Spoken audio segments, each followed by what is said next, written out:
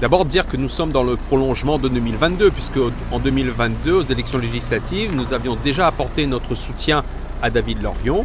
Et puis cette fois-ci, il nous a demandé de lui proposer une adjointe, une élue de notre conseil municipal. Et c'est donc Emmanuelle Mussard qui a été retenue par l'équipe municipale pour être sa suppléante.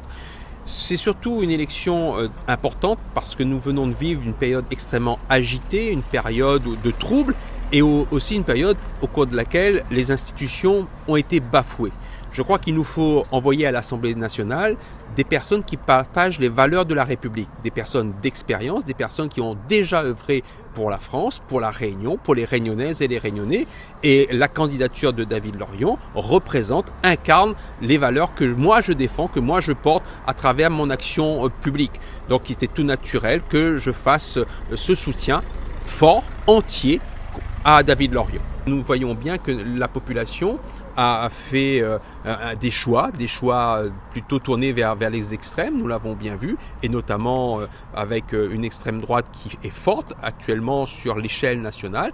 Et nous ne pouvons pas, quand nous défendons les valeurs de la République, nous ne pouvons pas nous tourner vers ces extrêmes. Donc je lance un appel à la raison, demander aux électrices et aux électeurs de faire un choix de raison le 30 juin. Et dans la 4e circonscription, ce choix de raison, c'est faire David Lorion et Emmanuelle Mussard. David n'a pas changé dans sa position, mais il est là aussi pour faire de la justice sociale, pour soutenir le monde économique, pour soutenir les valeurs, l'éducation, la santé, apporter de l'espoir à notre jeunesse. Donc c'est un programme qui touche l'ensemble des Réunionnaises et des Réunionnais. Quand on parle de justice sociale, on a parlé des retraites, on parle également d'avoir plus de moyens pour le logement, faire en sorte que nous puissions vivre dans notre vivre ensemble, je dirais, à La Réunion, et que nous soyons dans une France et une Réunion apaisée.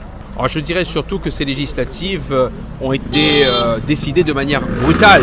Personne ne s'y attendait. Aucun organe politique aurait misé sur une décision aussi brutale de dissoudre l'Assemblée nationale.